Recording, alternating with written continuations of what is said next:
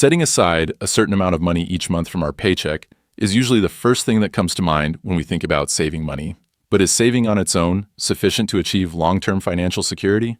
We'll explain why most business owners and entrepreneurs believe that saving money will keep you impoverished in this video.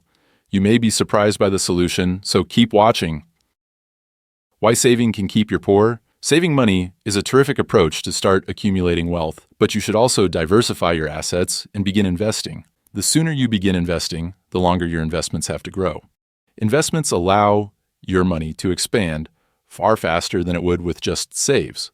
So if you simply save money, you are building your fixed wealth. However, once you begin investing, your wealth grows tremendously. Investing, a smarter way to save. If you're watching this video, you're probably looking to protect your future and retire comfortably. Investing involves taking on risk in order to get a larger return than a savings account. However, there are other low-risk investment options that can be ideal for first-time investors. If you're trying to save money, you should ensure that you have enough money to cover all of your bills. On the other hand, if you're looking to invest, you should make sure you have enough money to buy your first home or last through retirement. Difference between saving and investing. Saving money is a method of putting money aside for specific purposes, such as purchasing a car, paying for college, or emergencies. It is typically saved in a savings account or emergency fund with a lower rate of return than inflation. Investments, such as stocks and bonds, aim to make a profit and increase assets. While saving is crucial for financial security, it is not enough to achieve long-term financial stability. How much should you investing? What amount should you invest? If you decide to begin investing your money, the next decision is how much to invest. The simplest approach to calculate how much you should invest is to follow the rule of thumb. Previously, it was recommended that you invest 10% of your income, but in recent years, this has been increased to 20%. If you can afford it, invest more.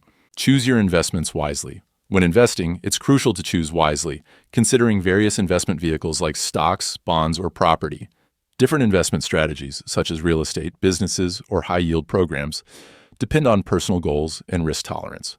While it's challenging to predict the market, investing in companies with growth prospects can yield long-term profits. For example, if you want to invest in Google, it's essential to review its financials and determine if it's worth the investment based on your risk tolerance and goals. Reason most don't invest. Most people don't invest due to misconceptions about investing, such as not knowing what an investment is, starting a business, and fear of losing money. These misconceptions can reduce financial security in the long term.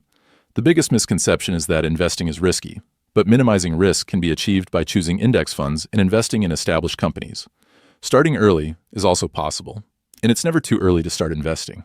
I hope you learned something new today and understand why you should start investing to build your wealth. Do you invest your money? What do you believe is the safest approach to invest?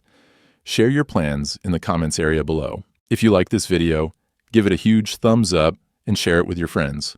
Thanks for watching.